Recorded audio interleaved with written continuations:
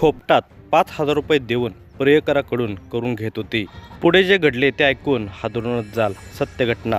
शेक्सपियरच्या Hamlet या नाटकावर आधारित दास्तान नावाचा दिलीप कुमार अभिनीत चित्रपट सन 1972 मध्ये प्रदर्शित झाला।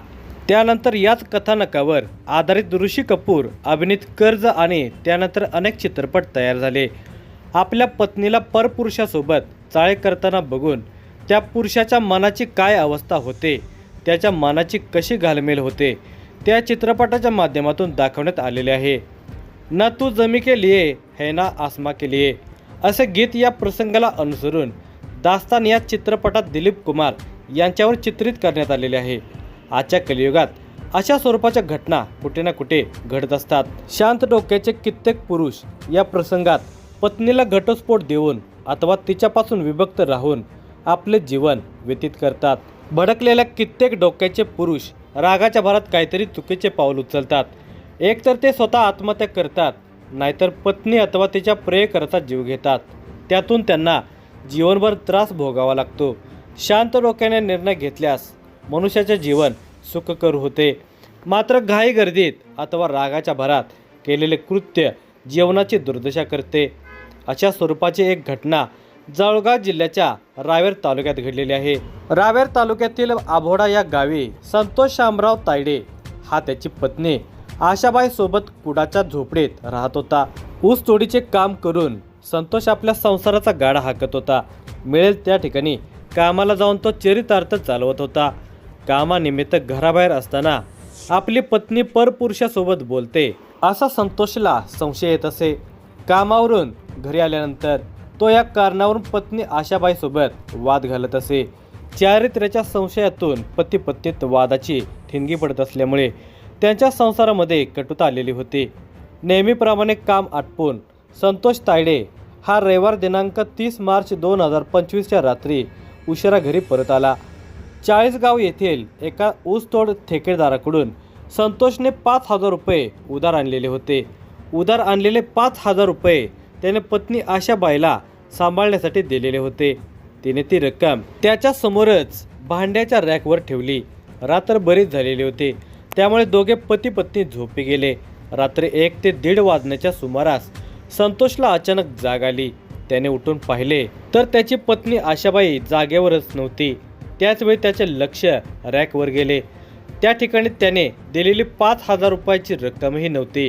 त्यामुळे तो आशाबाईचा शोध घेण्यासाठी घरातून बाहेर आला। त्यावेळी घराच्या मागील बाजूला असलेल्या शेतात त्याला आशाबाई कुणातरी परपुरुषासोबत बोलताना दिसली। रात्रीचा अंधार असल्यामुळे त्याला तो परपुरुष नेमका कोण होता हे समजू शकले नव्हते।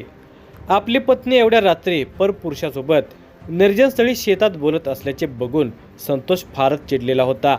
दोघांना रंग्यात पकडण्यासाठी संतोष तायडे हा त्या ठिकाणी गेला।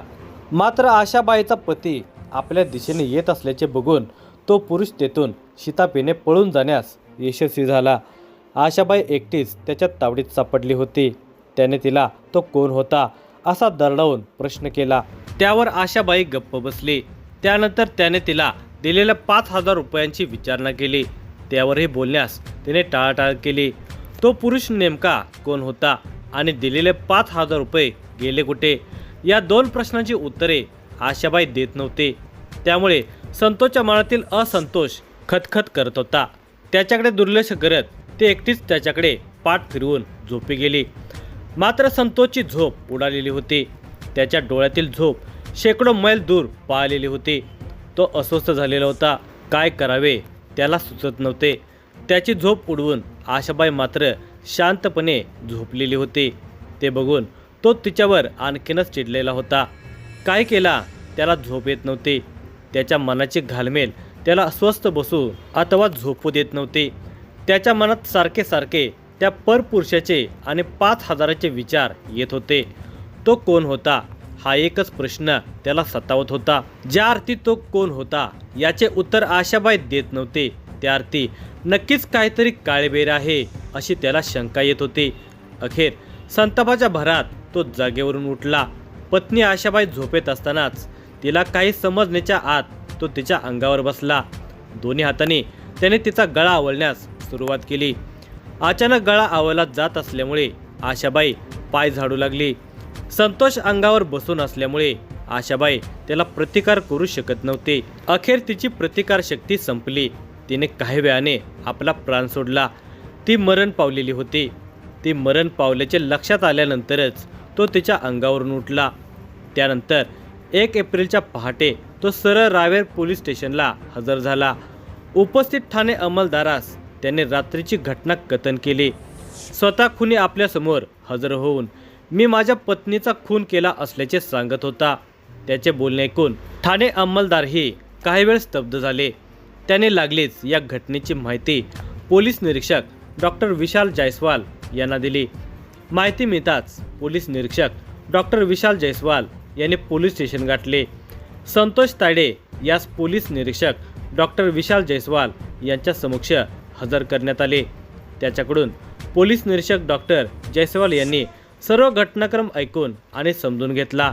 त्यानंतर त्याला सोबत घेत पोलीस निरीक्षक डॉक्टर विशाल जायस्वाल आणि त्यांचे सहकारी पोलीस उपनिरीक्षक तुषार पाटील, महिला फौजदार दीपाली पाटील, हेड कॉन्स्टेबल ईश्वर चव्हाण, पोलीस नाईक कल्पेश आमोदकर आणि इतर सहकारी अभोडा गावातील काही महिला आणि पुरुष सर्वांनी घटनास्थळ गाठले. संतोष राहत असलेल्या कोडाच्या झोपडीत आशाबाई मयत अवस्थेत पडलेली होती. अभोडा गावचे पोलीस पाटील राजू तडवी यांना बोलावून घेण्यात आले. पत्नीची हत्या केल्याची कबुली देणाऱ्या संतोष विरुद्ध पोलीस पाटील राजू तडवी यांनी रावेर पोलीस स्टेशनला फिर्याद दाखल केली. संतोष पाटील यास अटक करण्यात आली. घटनास्थळ आणि मयताचा पंचनामा आदी कायदेशीर बाबी पूर्ण करण्यात आल्या. भाग 5 गुन्हा रजिस्टर नंबर 142/2025 भारतीय न्याय संहिता कलम 103(1) प्रमाणे हा गुन्हा दाखल करण्यात आला. या गुन्ह्याचा पुढील तपास पोलीस निरीक्षक डॉक्टर विशाल जायस्वाल यांच्या मार्गदर्शनाखाली सुरू आहे.